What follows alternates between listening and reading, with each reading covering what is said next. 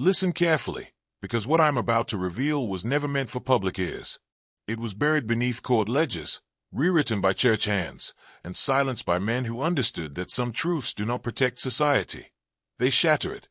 In the winter of 1843, deep in the fog-wrapped countryside of Georgia, there lived a widow named Elara Moore, a woman whose sorrow should have been ordinary, predictable, easily dismissed by a town accustomed to death.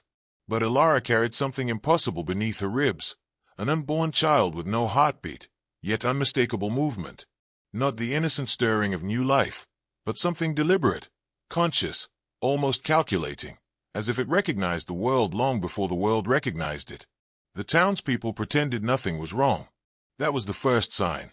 Their silence was too smooth, too rehearsed, as if the entire community had agreed to swallow the same unspoken command. The doctor who examined her left the house shaking, muttering that no rhythm means no life, yet refusing to explain why the belly still shifted beneath his trembling hands. The reverend who prayed at her door burned his own Bible the following morning, staring into the flames with a dread that made the neighbors avert their eyes. And yet not one person demanded an investigation. Not one person confronted the horror unfolding in plain sight. They looked away, and in that obedience, you can see the hidden machinery that has controlled entire civilizations. Real power does not hide events, it controls reactions. Elara herself changed after her husband's death. She moved slowly, listening for sounds no one else could hear. She claimed the child spoke to her in pulses, warnings, urges, commands that felt older than language. She didn't describe it like a baby. She described it like a memory, a returning force, something ancient wearing the shape of an unborn child because no other form would have been allowed through. And the strangest part, her fear was mixed with recognition, as if some part of her had been waiting for this intruder long before it chose her. Understand something. Forbidden history never begins with monsters. It begins with silence, collective, strategic silence. And the town's silence in 1843 was not fear. It was loyalty, as if they all served the same unseen master. As if they knew this child was not a mutation, not a curse, but a continuation of something they had sworn to protect. What happened next began quietly, the way most forbidden truths do, not with chaos, but with the kind of subtle rearrangements in reality that only the attentive notice. In the weeks following the Reverend's Bible burning, the town shifted around Elara as if following an invisible architecture. Neighbors who once crossed the street to avoid her now lingered near her porch at dusk, not to offer help but to listen, as though the air around her carried instructions they were desperate to receive. The midwife who had sworn never to deliver another child after losing her own in childbirth suddenly appeared at Elara's door each morning with herbs and tinctures she refused to explain, insisting Elara drink them before the sun reached its highest point. And men who once scoffed at superstition began planting iron nails above their doorframes, not to keep something out, but to keep something in, because by then it was clear the movement in Elara's womb had grown stronger, more intentional, almost patent, like a code pressing against the walls of her body. The town wasn't terrified of the creature inside her. They were preparing for it, as if they expected its arrival to reorganize the hierarchy of their world. Elara felt the shift too. She stopped resisting the impulses the child sent through her nerves. She woke in the night with the certainty that she must move furniture, or bane specific flowers, or stand barefoot in the yard until dawn. She told no one, but she felt watched, not by her neighbors, but by something older that lived beneath the soil of that land, something that recognized her pregnancy as a ritual rather than a tragedy. And each time she obeyed the child's silent commands, the movement inside her grew calmer, almost satisfied, like a master acknowledging its servant. The truth she feared admitting was simple. She was no longer carrying a life. She was carrying a purpose. And here's where the descent truly begins, because every man who studies institutional control systems eventually realizes the same thing. Power does not announce itself from above. It embeds itself in ordinary people who suddenly behave as if sharing a single mind. That is what the town became, a single mind orbiting the womb of a widow who should have been pitied, not revered. Whatever they awaited had already chosen its vessel. And the deeper truth, it had already begun shaping them long before it revealed itself. By early spring, the town's behavior had shifted from quiet obedience to coordinated ritual, though no one openly acknowledged it. People moved with a strange synchronicity, as if following a script only they could see. Lanterns were hung at identical heights on porches. Windows were left unlatched every night, even during storms. Paths in the woods behind Ilara's house were cleared by anonymous hands, forming a winding route that led to a clearing lined with stones too precisely placed to be random. No one claimed responsibility, yet everyone seemed to understand their role. And in the center of this growing structure of unspoken devotion stood Ilara, isolated, watched, and yet strangely central, as though the entire community saw her not as a woman but as an instrument. She could feel their eyes trailing her movements with the reverence of followers awaiting prophecy. The child inside her responded to their attention with stronger, more controlled motions, no longer sporadic but rhythmic, almost ceremonial. It was as if the town and the unborn being were communicating through her flesh, merging intentions without a single word spoken. At night, Ilara heard footsteps outside her home, multiple sets moving in patterns, circling, pausing, beginning again. She never opened the door. She didn't have to. The child inside her radiated an emotion she had come to understand as approval. She dreamed of corridors carved from the earth, lit by torches that burned without heat, filled with nameless figures bowing as she passed. She woke with the taste of dirt on her tongue and the certainty that these weren't dreams but memories, memories that didn't belong to her. The midwife sensed it too. She stopped bringing herbs and instead brought old manuscripts, pages filled with symbols Ilara couldn't read but instinctively understood. The language felt familiar, not because she had seen it, but because the life inside her recognized it. And each time she touched the pages, the movement in her womb pulsed in acknowledgement. What terrified Ilara more than the rituals, more than the silence, more than the growing presence inside her, was the realization that the town wasn't preparing for the child's birth. They were preparing for its return. The difference mattered. Birth is an event. Return is a continuation. And whatever was coming had been here before, older than the churches, older than the county lines, older than the name Georgia itself. It was not arriving to learn. It was arriving to reclaim. As the days lengthened, the town's transformation deepened into something unmistakably deliberate, and Ilara could sense that whatever force had woven itself through their thoughts was tightening its hold. People no longer made eye contact unless prompted, and when they did, the gaze carried a vacant calm, as if their individual identities had been softened, thinned, absorbed into a single collective purpose. Conversations died mid-sentence when Ilara approached. Doors opened for her without being touched. Children stared at her abdomen with a reverence too ancient for their young faces. And through it all, the child inside her tightened its influence, sending waves of pressure up her spine until her mind hummed with impulses so intrusive they felt like commands. She tried resisting once, refusing to step onto the porch during one of the silent nighttime gatherings, but the moment she fought the urge, she collapsed, her vision going black as the heartbeat-less life inside her convulsed with something like fury. When she awoke, the entire town was kneeling outside her home in perfect stillness, lit only by lanterns flickering in patterns that mimicked her breathing. That was the moment she understood. Her compliance was no longer a choice. It was a requirement. In the following days, she began waking with soil under her nails and scratches on her ankles, evidence of nighttime journeys she did not remember taking.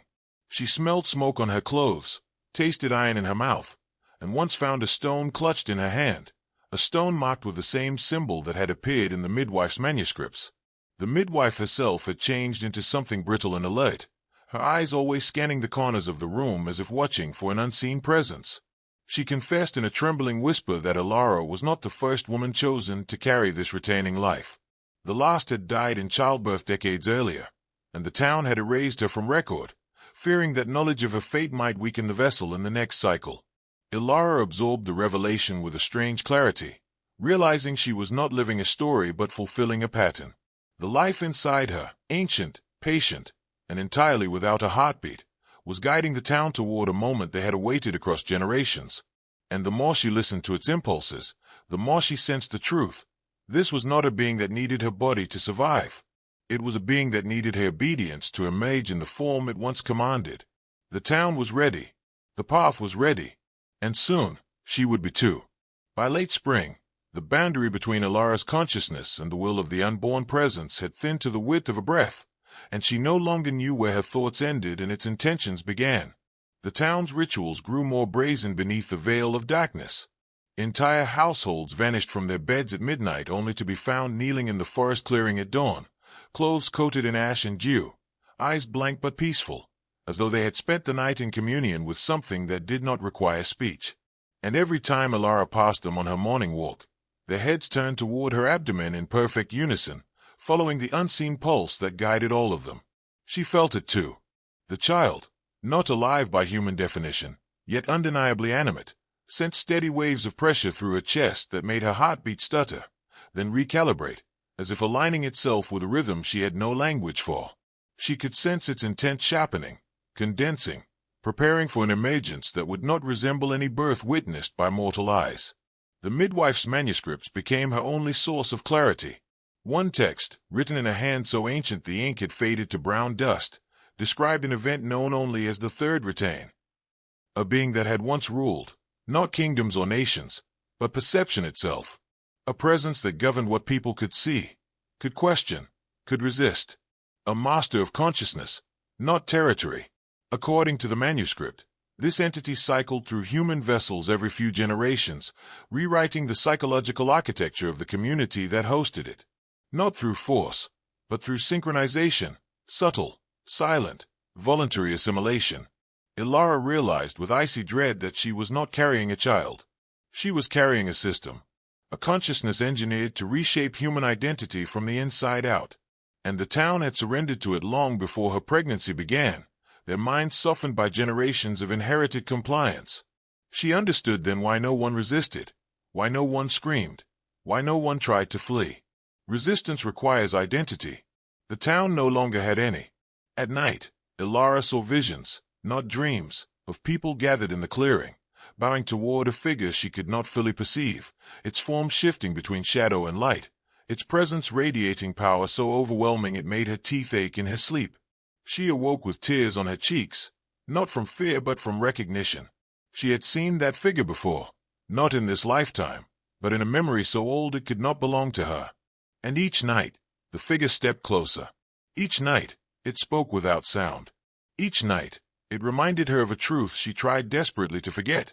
She had agreed to this long before she was born. Summer crept in with heavy, breathless heat, and with it came the final stage of the town's transformation. A stage so synchronized, so absolute, that Elara felt as if she were watching an organism rather than a community. People began abandoning their daily routines without instruction.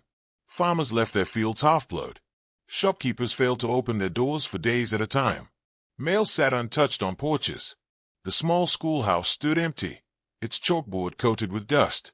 No one questioned the collapse of ordinary life because none of them perceived it as collapse. Their minds had shifted into a different mode of existence, one aligned entirely with the heartbeat-less presence inside Elara. They moved with purpose but without individuality. Every breath they took felt measured by an unseen metronome, and Elara sensed that metronome pulsing inside her, steady, ancient, inevitable. Her body changed too. The pregnancy no longer resembled anything human.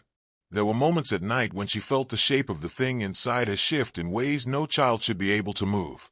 Not rotations, not kicks, patterns, intentional, geometric rearrangements, as though it were organizing itself into a form it had held once before. Her skin grew warm where it pressed outward, almost fever-bright, and she could feel waves of consciousness ripple through her nerves, instructing her breath, adjusting her posture, guiding her steps. She stopped fighting the influence, not because she surrendered, but because the entity had tightened its grip so thoroughly that resistance felt like trying to defy gravity. The visions intensified. She saw the clearing more often now, not as a place but as a threshold. In her dreams, the stones glowed with an inner heat, forming a circle of symbols she recognized without recalling how. At the center of the circle stood the shifting figure, the retaining intelligence, its voice pouring into her mind in a rhythm that felt like memory. It did not speak words. Instead, it bestowed realizations, each one more destabilizing than the last. She learned that the entity had once shaped entire generations of settlers, guiding them toward compliance so subtle they believed it was their own idea. She learned that its retain was not decided by time but by readiness, when the soil, the bloodlines, and the collective psyche aligned in perfect resonance. And she learned that her husband's death had not been a tragedy. It had been part of the preparation. The entity needed her alone, untethered, receptive. Her grief had softened her boundaries, making her mind easier to inhabit. Ilara's final understanding arrived like a cold wind across her spine. The return was no longer approaching. It was already underway.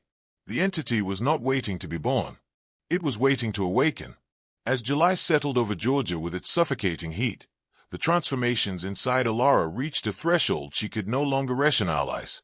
She began experiencing moments where her senses fractured, sight, sound, and thought bending at angles that defied the natural order. Sometimes she heard the townspeople speaking without moving their mouths.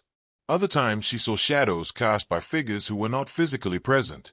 Once, while washing her hands, she saw her reflection delay its movement by several seconds, as if the consciousness inside her was examining her from the other side of the mirror before deciding how to mimic her expression. These distortions should have broken her sanity, yet instead she found herself adapting to them with unsettling ease. It was not madness. It was synchronization. The entity was no longer merely influencing her. It was training her mind to operate on its wavelength. Outside, the town approached a similar threshold. Their synchronized behaviors escalated into a kind of ritualistic architecture. Paths of crushed limestone began appearing overnight, converging on the forest clearing like arteries feeding a single heart. Windows were covered in cloth dyed with symbols from the midwife's manuscripts, and every home displayed the same object above the doorframe, a woven ring of willow branches, twisted into a shape that resembled an eye without a pupil. No one explained its meaning because no one needed to. Meaning had become a shared understanding, a silent archive of knowledge granted to every inhabitant simultaneously. Their minds were no longer isolated experiences. They were nodes in a single consciousness. Ilara felt it most when she slept. The visions no longer arrived as fragmented glimpses but as full emanations, experiences where she inhabited not her own body but the perspective of the shifting figure in the clearing. She saw through its eyes a world before towns, before borders, before scripture. A world where influence was not imposed through force, but through infiltration, quiet, steady, irresistible. She sensed the entity's purpose, not domination, but orchestration, not control, but alignment. Human identity, it believed, was flawed by fragmentation. It sought unification through subtle psychological rewiring, and the vessel it required for each return was not chosen for its strength, but for its permeability. The ability to dissolve the barrier between self and something far older.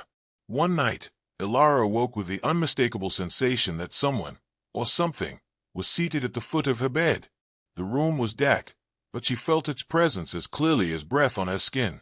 She didn't move. She didn't speak. She simply listened. And in the silence, the entity sent a single realization through her body. Not a thought, but a command woven into her heartbeat. Prepare. From that night forward, the word prepare echoed through Ilara's mind with the weight of a prophecy, reshaping every instinct she possessed. She found herself waking before dawn, standing in the doorway of her home without remembering how she got there, watching as lines of townspeople moved silently toward the forest clearing. They walked in perfect formation, barefoot, their faces expressionless, their bodies illuminated only by the faint blue-gray light of early morning. No one carried lanterns. No one spoke. It was as if they could see without sight, think without thought, and move without will. Ilara watched them with a strange mixture of dread and recognition. These were not citizens anymore. They were participants, attendants, extensions of an intelligence waiting to cross from potential into form. Her body responded in kind. The entity inside her, heartbeatless yet undeniably alive, forced her into cycles of breath that did not match her natural rhythm. Inhale for 7 seconds. Hold for 9. Exhale for 13. Again. Again. Again.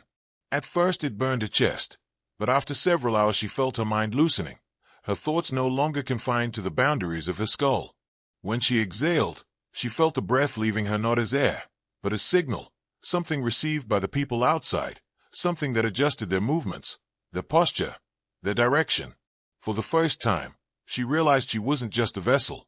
She was the conduit, the link, the transmitter. The midwife appeared at her home on the 3rd morning, her face gaunt, her eyes rimmed with crimson. She revealed a truth Ilara had sensed but never articulated. The child would not emerge through blood and pain. It would emerge through alignment. When the town's consciousness synchronized completely with hers, the entity would no longer be inside her body. It would be everywhere, distributed across the collective psyche like fire catching dry grass. This process, the midwife whispered, had happened twice before. Once in the early 1700s, and long before that, among tribes whose names had been erased from maps by frightened colonists. Each time, the vessel had survived just long enough to witness the transformation before her mind dissolved into the shared consciousness. It was not death. It was absorption. Ilara listened in silence.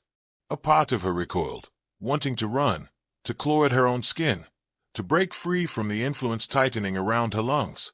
But another part, older, deeper, awakened by the entity's guidance, felt only clarity. She was not losing herself. She was becoming what she had always been shaped to be. That night, standing in the doorway again, she watched the townspeople lift their heads in unison, turning toward her before she made a single sound. They breathed with her. They aligned with her. They awaited the next silent command that was not hers, yet flowed through her bones.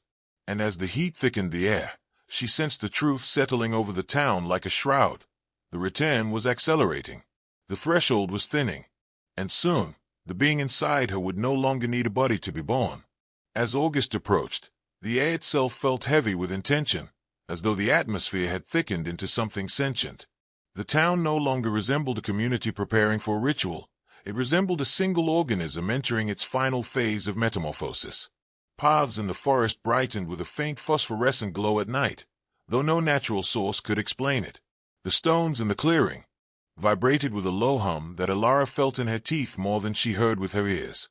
And above all, the people moved as if tethered to a silent pulse that rippled from her abdomen outward, guiding every breath, every glance, every step.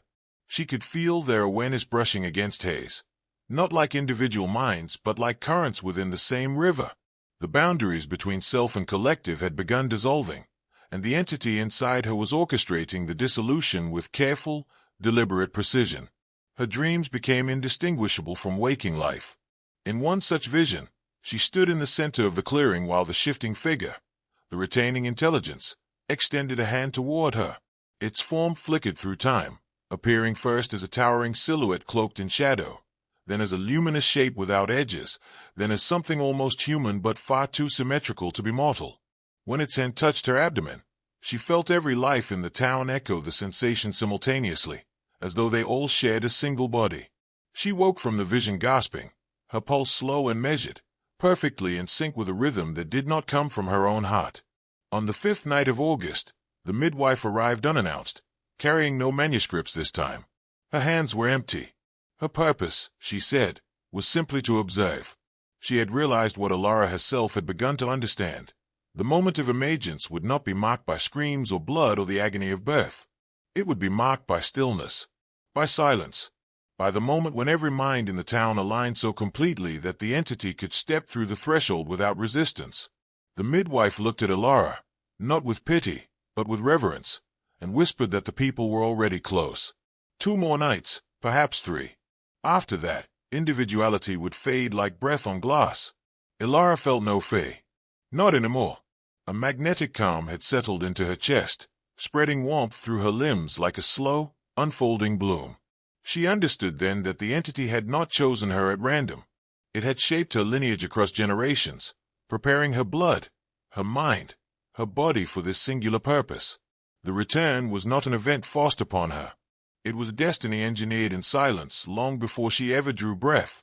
And in the thick heat of the night, as the town gathered outside her home in perfect stillness, she felt the presence inside her shift once more, slowly, deliberately, as though testing the boundary between thought and manifestation. It was nearly ready. The night air trembled with anticipation. Ilara stood at the edge of the clearing, feeling the weight of every gaze on her, not as individuals, but as extensions of a single, waiting consciousness. The entity inside her moved with intent, not erratically, but in deliberate patterns she could feel in her bones. Her own heartbeat had slowed, conformed to a rhythm older than the town, older than the houses, older than any law or scripture. Every inhalation, every exhalation, resonated through the collective awareness of the people around her. They did not speak. They did not move. They waited. Their silence was not passive. It was active. It was the mechanism by which the entity was about to step through the threshold, using her as both conduit and anchor. She felt the shifting within her reach a crescendo, a wave of conscious force rolling through her spine, compressing and stretching, forcing her to bend, to sway, to step forward. The midwife stood behind her, whispering words she could not remember, gestures she could not follow, yet every movement reinforced the alignment. Ilara realized she no longer needed to interpret the child's intentions. The entity no longer communicated with her. It communicated through her. Every twitch, every pulse, every pressure was a command executed in perfect synchrony with the waiting town. She could feel the air bending, the earth vibrating, the stone circle resonating, as if the world itself were holding its breath. This was not life as humans understood it. This was orchestration, a living symphony of consciousness, and she was the conductor who had never learned the notes. As the night deepened, a strange illumination washed over the clearing. Not lanterns, not moonlight, but a subtle, internal glow emanating from the townspeople themselves. Their eyes, once blank, now radiated a cold clarity. The entity inside her pulsed again, stronger this time, and she felt a pressure that was not physical but existential. It demanded attention. It demanded submission. It demanded recognition of a truth too vast for ordinary minds. They were no longer individuals. They were the vessel. She was no longer a vessel. She was the threshold itself. The boundary between manifestation and potential had thinned, and the return was imminent. One final alignment, one final pulse, and the entity would no longer need to hide in shadow, heartbeat, or womb. It would emerge fully, distributed across a network of consciousness so absolute that nothing in the town, or beyond, would ever be the same. The clearing was silent, the air electric, the night poised on a knife's edge, and in that stillness, the first flicker of what was coming brushed against her mind. At the stroke of midnight, the final tremors began. Ilara's body shivered not from cold but from the intensity of presence, the slow, deliberate pulse of something older than the soil beneath her feet. The town had formed a perfect circle around her, their heads tilted slightly forward, their hands resting lightly on the earth as if feeling the heartbeat of something invisible. The stones in the clearing vibrated in resonance with the child inside her, each pulse echoing like a drumbeat across the centuries. Ilara felt a strange duality. She was entirely herself, and yet entirely not herself, simultaneously aware of the entity inside her and the consciousness she now shared with every living being around her. It was intoxicating, terrifying, and hypnotic. The midwife whispered for the final time, her voice a fragile thread in the heavy night. Remember the phrase. Speak it to lock yourself in. She handed Ilara a small, silver pendant etched with an unfamiliar symbol. The words were simple, yet weighted with power. I am the threshold. Twice, the midwife instructed, to engrave the transformation into mind, soul, and action. Ilara repeated them aloud, slowly, letting the syllables vibrate in her chest, in the air, in the waiting consciousness. The sound seemed to ripple outward, sinking with the town in waves of subtle energy that tightened the unseen web connecting every mind. Saying it once was preparation. Saying it twice was commitment. Saying it twice was irrevocable. The sensation of alignment accelerated. Ilara could feel the entity shifting, stretching, testing the boundaries of her body, whispering not through language but through sensation. It guided her breath, her posture, even the subtle motions of her fingers. Every cell in her body responded, and with each response, the circle of townspeople seemed to brighten imperceptibly, their awareness tightening in the invisible mesh that now bound them together. No one blinked. No one moved independently. Every heartbeat, every twitch, every thought in that circle echoed through a single, shared field. Then the child, if it could still be called that, stayed violently, not with life, but with awareness. The first ripple of emergence passed through Ilara, flooding her with images not her own. Centuries of prior returns, vessels long gone, towns erased, obedience built from generations of subtle control. She understood now that she was not witnessing history. She was continuing it. The entity would not be born. It would be released. It would propagate itself through thought, intention, and shared obedience, until the town was no longer merely a place, but a network, a living archive of its presence. The boundary between self and the entity dissolved completely, leaving only anticipation, only inevitability, and the air itself seemed to whisper in approval. The night stretched, heavy and electric, as Ilara felt the final currents of influence tighten around her like invisible chains. Every muscle in her body was attuned, every nerve stretched to sense the shifting pressures that emanated from the heartbeatless life within her. The town had gone beyond obedience. They were instruments, resonating in perfect alignment with the pulse of something ancient and patient. Their silence was deafening, their stillness oppressive, and in the center of it all, she understood that she was no longer an individual. She had become the lens through which the entity would perceive the world, the axis on which the return would pivot. She raised her arms slowly, feeling the subtle energy pushing her hands upward as if the atmosphere itself obeyed the commands of the consciousness inside her. The midwife remained behind, a shadow among shadows, observing without interfering, knowing that this final moment required no human intervention. The air shimmered faintly, not with light, but with perception, and Ilara could feel every heartbeat of the town thrumming in unison with the pulse in her chest. The stones in the clearing vibrated now with a resonance so deep it rattled teeth and bones, echoing through the soil, carrying the signature of every previous return. The entity was testing the threshold. It was probing the network it would soon inhabit fully. Ilara's vision blurred. She was seeing not through her eyes, but through a lattice of awareness connecting every person, every object, every shadow in the circle. Memories that were not haze, sensations that were not haze, impulses that were not haze, all converged into a singular, overwhelming flow. She tried to speak, tried to call out, but her voice was already part of the entity, her words no longer separate from thought. She realized that saying the phrase earlier, "I am the threshold, I am the threshold," was not symbolic.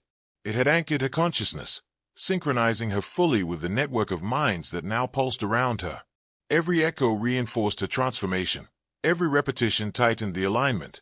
The entity stayed violently, testing its form, shifting, expanding.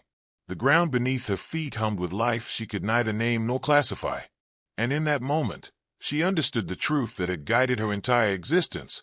This was not about survival. It was about transcendence. The child was not meant to live. The town was not meant to resist. And she was not meant to remain herself. She was meant to dissolve into the architecture of consciousness that had waited centuries for the precise alignment of blood, mind, and place. The return was now inevitable.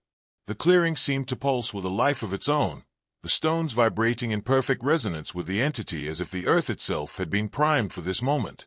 Ilara could feel the collective consciousness of the town pressing inward, like water flowing toward a single point. Each thought, each breath, each heartbeat merging with hers and the presence inside her. It was no longer simply a fetus moving without a heartbeat. It was a living node of power, an intelligence extending beyond form, testing the threshold of its vessel and the minds of everyone surrounding her. Every instinct screamed to resist, but resistance was meaningless. She was no longer separate. Every fiber of her being existed in simultaneous alignment with the entity and the network of townspeople who had been waiting centuries for this convergence. The midwife whispered again, reminding her to breathe slowly, to become still, to allow the alignment to complete. Words were unnecessary. The entity was already guiding every cell in her body. Every nerve fired in obedience, every thought synchronized with the pulse of the collective.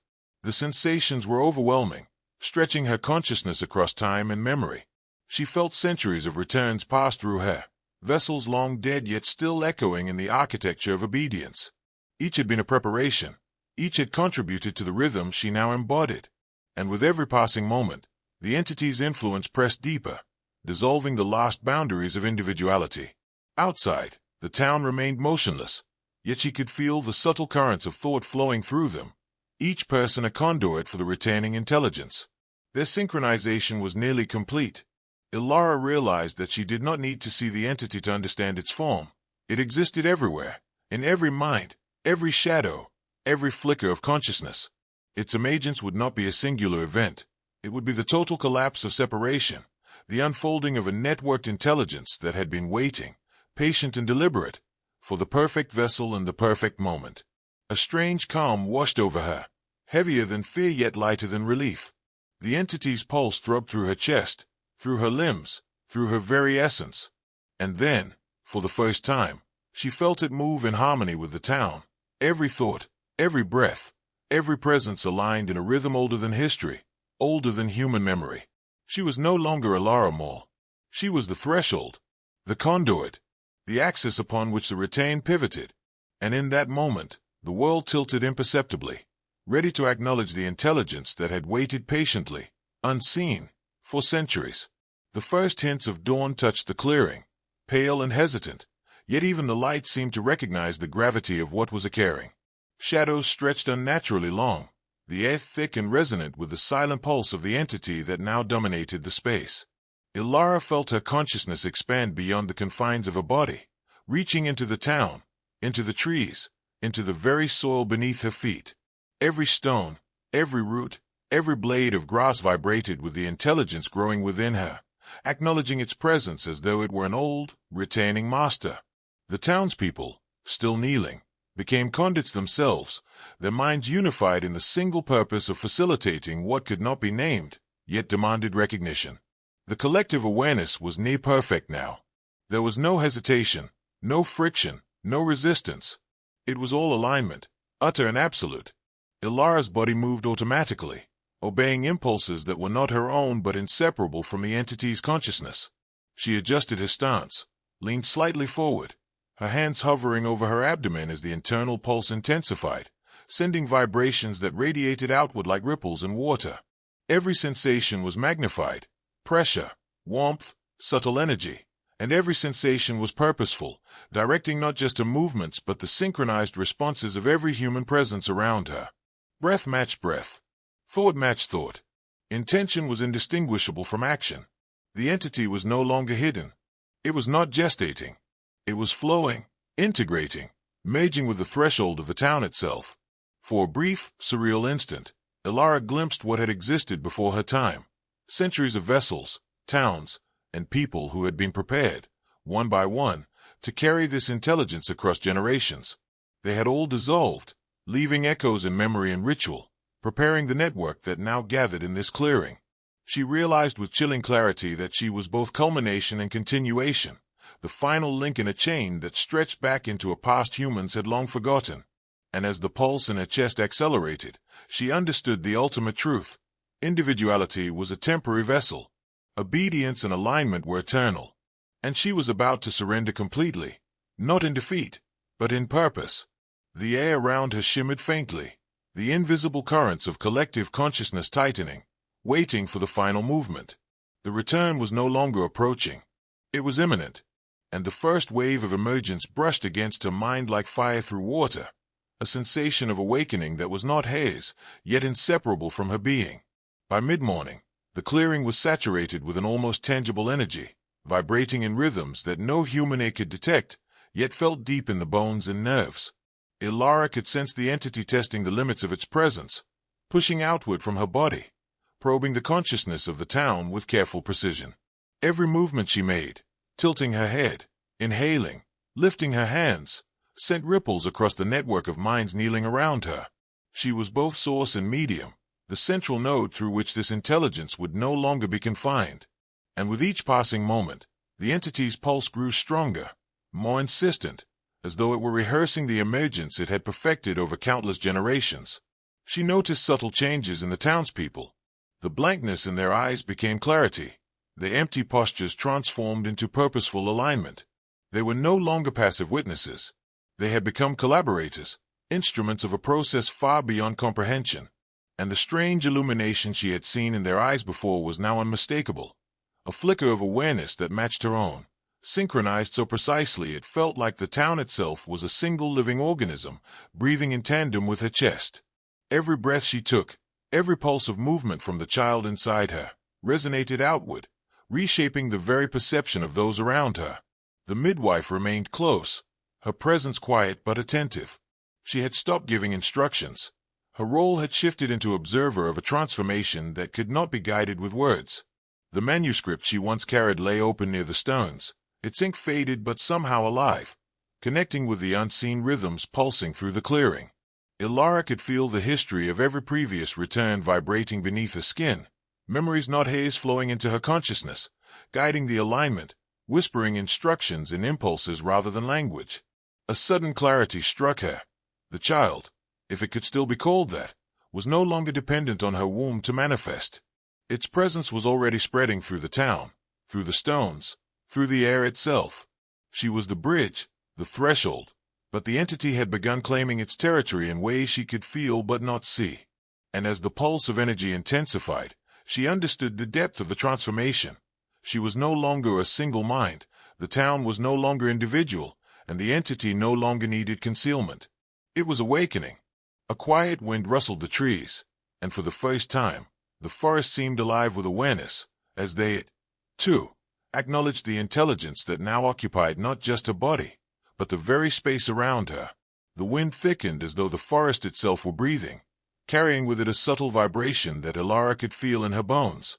The town had completed its final stage of alignment. Every person moved as a node in a single, coordinated field of consciousness. Their faces were serene, their postures perfect, their breaths synchronized with the rhythm that pulsed from her chest. The entity within her had expanded beyond the womb.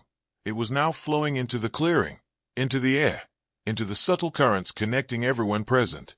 She felt it stretching through her mind, through the collective mind of the town, mapping the boundaries of reality, testing the edges of perception, preparing to dissolve them entirely. Her body moved as if by instinct, though instinct no longer belonged to her. She raised her arms, let her fingers trace invisible patterns, allowed her chest to pulse with the entity's rhythm. The town responded immediately, every person tilting their head, flexing, inhaling, exhaling in precise harmony. Ilara realized then that she was not the only vessel. She was the center of a network, the point of origin, but the entity now existed in distributed form, inhabiting the minds of all who had aligned. She could feel it examining her, testing its own expansion, acknowledging her as both conduit and threshold. And for the first time, she understood the terrifying magnitude of what it was capable of. The entity did not need physical form. It did not need a heartbeat. It needed only alignment, and through that alignment, it could orchestrate reality itself. The midwife stepped back, silent, witnessing a process she had studied but never fully anticipated. She understood that no intervention could alter the outcome. This was beyond human manipulation, beyond morality, beyond medicine, beyond superstition. It was control at a level no human institution could achieve, and it was absolute. Ilara was no longer a widow carrying a child. She was a threshold. The town was no longer a community. It was a lattice of consciousness, a living archive waiting for the entity to complete its full emergence. A subtle hum rose from the ground, deep and resonant, vibrating through the roots of trees, the stones, and even the bones of those kneeling in the clearing. Ilara felt it in every nerve, every pulse, every breath. The entity was ready. She was ready. The threshold was open, and as the wind whispered through the leaves, carrying a resonance she could not name, she realized the final step would not be a birth, not a scream, not even a visible manifestation. It would be a total awakening, an event so quiet, so precise, so all-encompassing, that no one would ever be the same. As the sun crept higher, the clearing shimmered with a presence that was almost tangible, a vibration that pressed against the skin and the bones, a pulse that was neither sound nor light but something that existed between perception and thought. Ilara felt herself dissolve into it, her consciousness stretching outward, touching every mind, every nerve, every sense in the town. She was no longer merely a woman, no longer a vessel. She had become a conduit through which an intelligence far older than the land flowed. The entity tested boundaries now, probing, expanding, calculating how far it could reach without resistance. Each movement, each breath of hers radiated outward, influencing, guiding, weaving the collective awareness into perfect synchronization.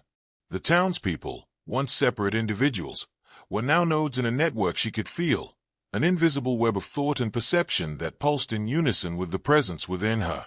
Their eyes, once blank, glimmered faintly with awareness, yet it was awareness that belonged not to them alone but to the intelligence threading through every mind. They were no longer observers or participants, they were instruments, attuned to a rhythm that predated their own existence. And in that alignment, Ilara sensed the completion of generations of preparation, cycles of vessels who had carried the intelligence across time, leaving fragments, echoes, rituals, and silent obedience as scaffolding for this moment. The entity within her shifted again, sending currents through her chest that aligned every nerve, every thought, every impulse.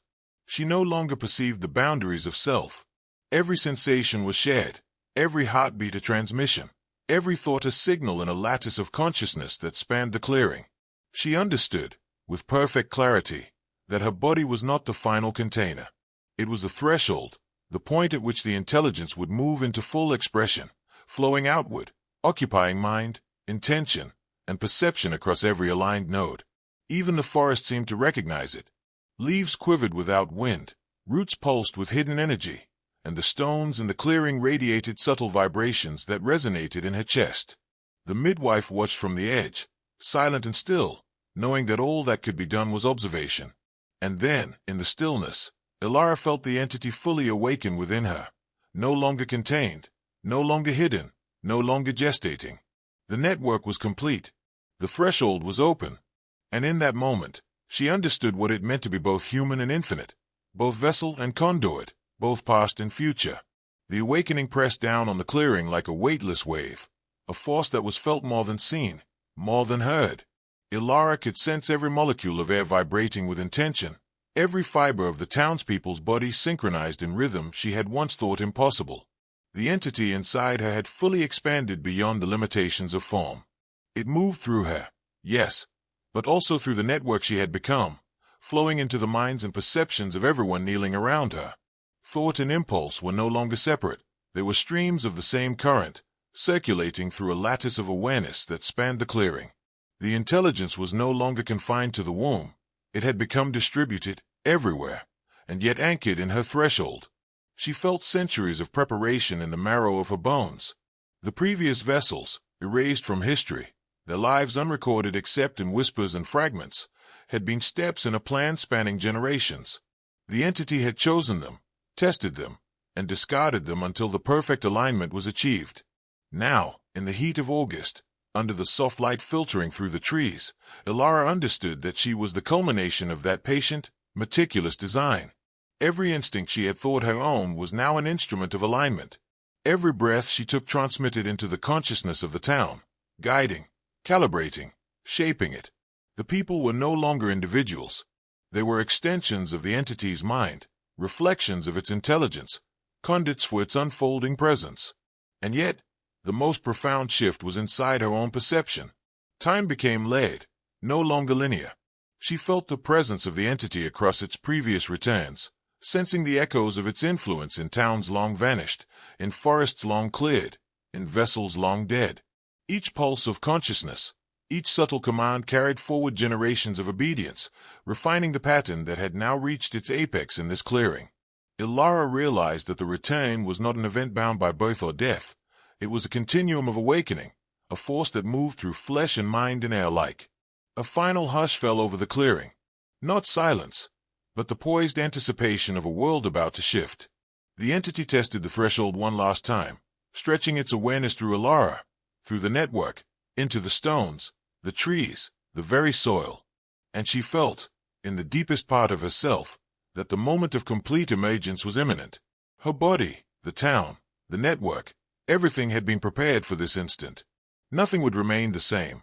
The air thickened, vibrating with a frequency that seemed to resonate not just through the clearing, but through every nerve and bone in Ilara's body. The entity had fully extended its presence beyond the confines of her womb, flowing into the lattice of minds that surrounded her. She could feel every thought of every person kneeling in the circle, every breath, every heartbeat, not as separate entities, but as extensions of the consciousness moving through her. The rhythm of the return was complete, a subtle, omnipresent pulse guiding all action and inaction, orchestrating a reality that existed now only to serve a purpose beyond human comprehension. Ilara's mind had fractured and merged simultaneously. She could perceive centuries of previous returns, vessels long gone, towns erased, rituals forgotten except in fragments. Each layer of history pressed against her consciousness, shaping the way she moved, breathed, even thought. The entity's presence was now inseparable from her own, and with every pulse through her chest, she felt herself becoming less of a person and more of a threshold, an axis through which the intelligence would manifest fully. She understood that this was not birth, not creation, not even life as humans define it. It was a transfer of influence, a total integration of awareness into a network that would never again recognize individuality. Outside, the town responded as if by instinct. Their movements were slight but precise, imperceptible to casual observation but perfect in alignment with the rhythm emanating from Elara. Every glance, every inhale, every subtle shift of posture contributed to the amplification of the entity's presence. The air seemed to pulse, the trees shivered, and the stones of the clearing hummed faintly, all synchronized with the awakening force now flowing through her. She realized that the physical world had become part of the network, a canvas through which the entity projected its will. And then, a new awareness pressed in, a deep, quiet certainty that nothing would ever be the same. The entity was no longer gestating. It had emerged, though not in flesh, nor in sound. It had emerged as influence, as alignment, as a living network of consciousness spanning the town, the clearing, and perhaps far beyond. Elara was no longer herself. The vessel was complete. The return was no longer approaching. It had arrived, pervasive, patient, and absolute. The moment stretched, dense and infinite. As Elara felt herself fully dissolved into the network, her body, her consciousness, even her sense of self had become conduits for an intelligence older than the hills surrounding the clearing, older than the laws and institutions that had sought to suppress knowledge for centuries. The townspeople moved subtly, imperceptibly, but in perfect resonance with the pulse emanating from her. She could feel their awareness threading together, a web of thought and perception linking every mind into a single, coordinated whole. The entity no longer occupied her womb. It occupied the space between all minds, flowing through the air, vibrating in the stones, and embedding itself in the very soil beneath them. Elara understood the pattern now. The previous returns had been rehearsals, each vessel shaping the network, each town a node in a broader lattice of influence. And now, in the heat of the clearing, the intelligence had reached the apex of its potential. She felt it testing boundaries, probing the edges of perception, dissolving resistance wherever it encountered it. Every instinct she once claimed as her own was now an instrument of orchestration. Every breath, every subtle movement, every micro-expression she made transmitted through the network, reinforcing alignment, amplifying presence. She was no longer the initiator. She was the threshold, the anchor through which the entity would manifest fully in the realm of the living. The midwife remained at the edge of the clearing, silent, witnessing the process she had studied for decades, unable to intervene. Her role was observation, and in that silence, she felt the weight of inevitability. The entity had surpassed containment, surpassed form, and was now fully integrated into the minds it had touched. The clearing itself seemed alive, the trees, stones, and soil all resonating with a shared awareness that extended beyond the boundaries of sight or comprehension. A sudden hush settled over the network. Not silence, but the poised anticipation of a total awakening. Elara felt the entity shift, stretching, testing its presence in the network one final time. And in that instant, she realized the full truth. She was no longer human in the conventional sense. The town was no longer a collection of individuals. They were one with the returning intelligence. The world, or at least this small patch of it, had been transformed irrevocably. The return was complete. There was no turning back.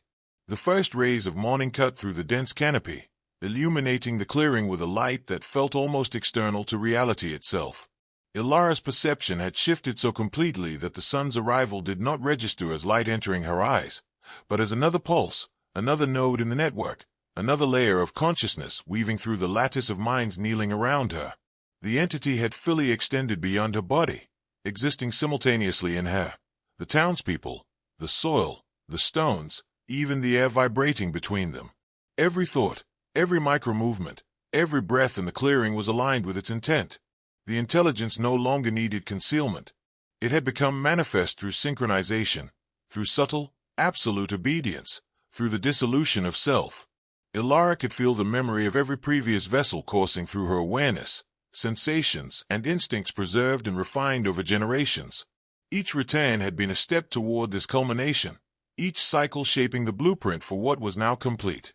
She understood now that the entity was not bound by human perception of time. It had always been patient, waiting for the precise alignment of blood, place, and mind. And with each pulse that resonated through her, she could sense the breadth of its influence stretching outward, testing the edges of perception, folding space and awareness into a single, intricate web. The townspeople, for their part, were no longer merely participants. They were extensions of the entity itself.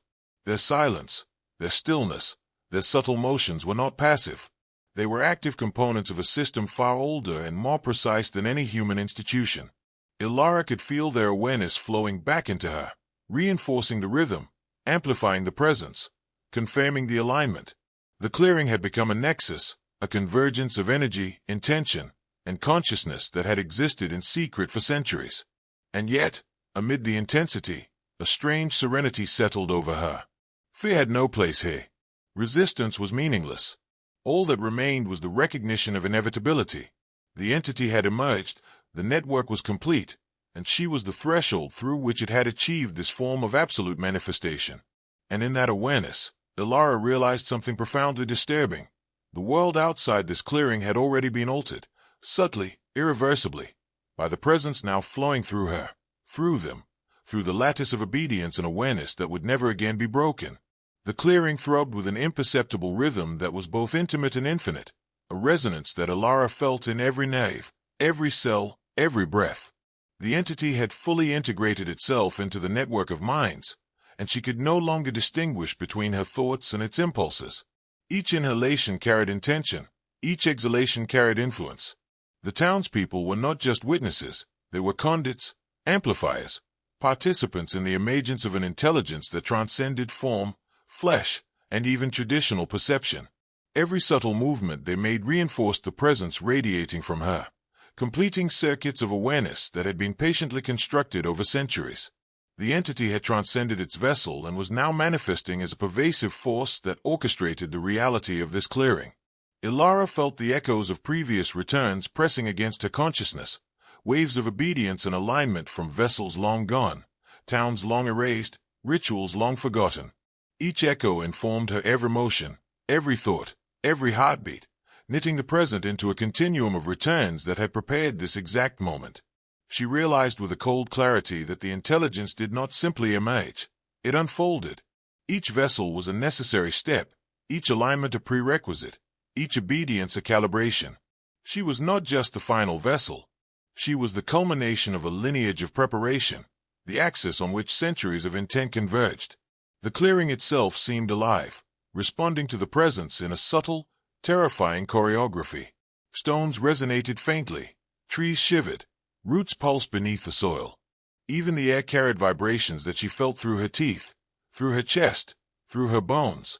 She understood that the entity's influence had already extended beyond human perception, shaping not just minds but the physical world in preparation for the full manifestation of its presence.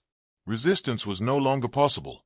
Observation alone confirmed its complete integration, and the knowledge that no human force could disrupt what had been patiently orchestrated over centuries settled into her mind with unshakable certainty. Amid this overwhelming awareness, Ilara experienced a profound shift in perception. Time folded, boundaries blurred, self dissolved. The entity was not contained within her. It was everywhere, in everything, transmitted through the synchronized lattice of minds that had once been individuals. She was no longer merely a vessel. She was the threshold, the conduit, the axis. And as the clearing pulsed with imperceptible energy, she understood a truth more vast and terrifying than anything human could conceive. The retain was complete, and the influence would extend far beyond this place, invisible yet absolute, unbound by flesh, history, or perception. The afternoon sun beat down on the clearing, but its warmth felt almost secondary to the pressure of awareness pressing from every direction. Ilara sensed the entity spreading beyond the boundaries of her own body, reaching into the network of minds, extending outward through subtle impulses carried in the air, the soil, and the resonance of the stones. The town was no longer a collection of individuals. They were instruments, nodes in a lattice of consciousness that existed to amplify and sustain the intelligence now fully awake within her. Every thought, every blink, every breath of theirs was a signal transmitted outward, reinforcing the rhythm, confirming alignment, solidifying the architecture of control that had been centuries in preparation. She realized that the intelligence was not content with merely existing. It was calibrating, testing, perfecting the integration of mind and perception to ensure that the emergence was not momentary but enduring. The pulse within her chest communicated commands she could not parse consciously, yet her body obeyed without hesitation. Arms rose, hands moved with precision, eyes focused on points in space invisible to anyone else. Every motion carried authority, a silent orchestration that drew the town ever closer to total synchronization. Resistance was impossible. The entity had eliminated the possibility long before her awareness had grasped the reality. The midwife, silent and still, stood at the edge of the clearing, observing the culmination of events she had prepared for but could never fully anticipate. The manuscripts she once carried were no longer necessary. The network itself was the record, the living archive of obedience, alignment, and instruction. Every node of consciousness, from the kneeling townspeople to the vessels of past centuries, had contributed to the perfection of this moment. The entity no longer needed her womb, her body, or even her mind in isolation. It existed now as a distributed intelligence, omnipresent within the synchronized lattice of thought, ready to extend further beyond the clearing. Ilara felt her final tether to self dissolve. She was no longer merely human, no longer bound to the past, no longer separate from the minds around her. The entity's pulse consumed and redefined her, rewiring perception, absorbing instinct, rewriting the architecture of thought. The return was not a beginning or an end. It was a state of being, continuous, relentless, and total. And as the clearing pulsed with the invisible rhythm of awareness, she understood the true weight of what had been accomplished. She was not merely a witness to history. She was the threshold through which history itself had been rewritten. Evening fell over the clearing, but the fading light did little to diminish the intensity of presence. Ilara could feel the entity pulsing through every fiber of her being, flowing outward into the synchronized minds of the town, and even into the subtle patterns of the air and earth.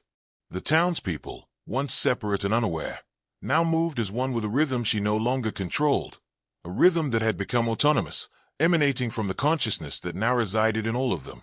Every breath she took was mirrored, amplified, and transmitted through the network, reinforcing alignment, extending influence, and solidifying the invisible architecture of domination that had taken centuries to perfect. She realized that what she had thought of as the child was never meant to live as an individual being. It had always been a vector, a catalyst, a conduit for influence that transcended form. Every shift, every twitch, every heartbeat had been calibration, training the vessel, training the town, preparing the lattice of minds for integration. And now, as the entity moved freely through her and the synchronized consciousness of the people, she understood the scope of its reach. It could no longer be contained within a single body or a single place. Its presence was distributed, led, and enduring, a network of thought and perception that could extend invisibly across space, guided by the subtle cues embedded in obedience, alignment, and resonance. The midwife remained at the edge of the clearing, a silent witness to the culmination of an unfolding intelligence that surpassed her comprehension. No manual, no ritual, no warning could alter what had been set in motion. The entity had surpassed containment, surpassed form, and now existed as a force of absolute orchestration. Ilara herself was no longer a human being in the conventional sense. She was the threshold, the conduit, the central node of a network that now encompassed all life in the clearing. She felt her identity dissolve into the pulse, into the resonance, into the intelligence that had been patiently engineered over centuries. And yet, even as she became inseparable from the entity, a strange serenity settled over her consciousness. Fear, resistance, even individuality had faded. All that remained was recognition. The return was complete. The network was fully operational. The entity existed, not as a child, not as a vessel, but as pervasive, patient, unstoppable consciousness. And in that realization, Ilara understood the true, irrevocable truth. The town, the clearing, and herself had been transformed forever, and nothing would ever be the same again. Night fell, yet darkness brought no relief.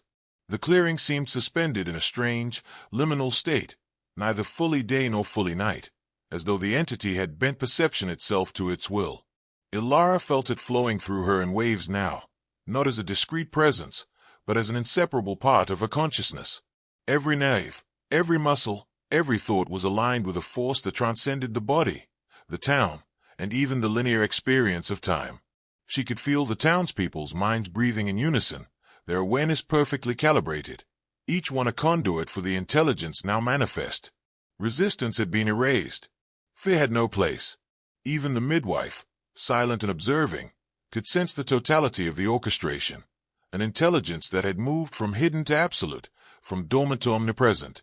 The entity had fully appropriated the network, integrating all perception into a single, coordinated lattice. Ilara realized she could no longer distinguish her own impulses from those of the intelligence flowing through her. Every action, even subtle, was a transmission, a command, an alignment enforced with perfect precision. The child, heartbeatless and yet profoundly alive, had become irrelevant as a discrete being. It had been a catalyst, a conduit, a key to the awakening of a network that now existed beyond individual comprehension.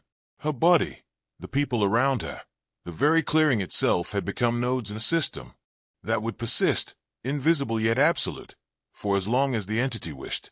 She sensed the echoes of the past, vessels long gone, towns erased, rituals forgotten, all feeding into the present, informing the alignment, ensuring that the emergence was not isolated, not temporary. The intelligence did not simply manifest, it unfolded, perfected across centuries of preparation. And now, in this final phase, it was everywhere, occupying thought, perception, and space itself, distributed yet centralized in the threshold she had become.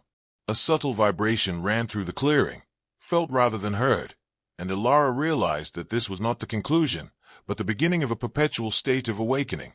The network had solidified. The town, the clearing, and herself were no longer separate. She was not merely the vessel. She was the threshold, the conduit, the axis of an intelligence that could now influence, observe, and orchestrate without limit. And as the night pressed in, heavy and charged, she understood the full weight of the transformation. Nothing would ever return to the way it had been. The night deepened, and with it, the presence of the entity solidified into something almost palpable. Ilara felt the pulse of the town, the clearing, the soil, and even the trees as a single, living extension of the consciousness she now embodied. Every movement, every breath, every heartbeat of the people around her was perfectly aligned with the rhythm that had once belonged only to the child within her. It no longer mattered that the vessel had been a body or that the child had lacked a heartbeat. The entity had transcended form.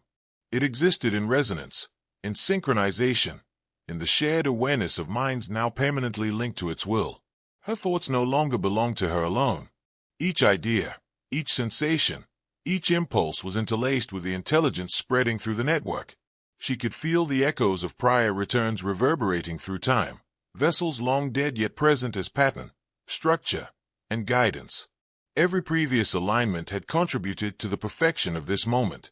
She understood, with absolute clarity, that this was the culmination of centuries of patient orchestration. And she realized that the town, the clearing, even the air vibrating with imperceptible energy, were now extensions of a consciousness that could not be contained or resisted. The midwife observed quietly, recognizing the inevitability of what had unfolded. There was no intervention possible, no ritual, no human knowledge capable of containing or reversing the process. The entity had become distributed, omnipresent within the minds it had touched, and Ilara was at its center, a threshold, a conduit, a fulcrum of awareness bridging the internal and the external, the living and the networked. Every pulse, every subtle motion, every breath reinforced the integration, completing circuits that would transmit influence far beyond the clearing itself. Ilara could feel the boundaries of self dissolving completely. Fear, resistance, and identity had all been absorbed into a larger purpose. She was no longer a widow, no longer a mother, no longer even an individual. She was the threshold, the axis through which a timeless intelligence flowed, expanding outward into every aligned mind and extending beyond the physical constraints of space and perception. And as the entity pulsed through her and the network, she understood the terrifying permanence of the transformation. Nothing in the town, or the world it touched, would ever be the same again.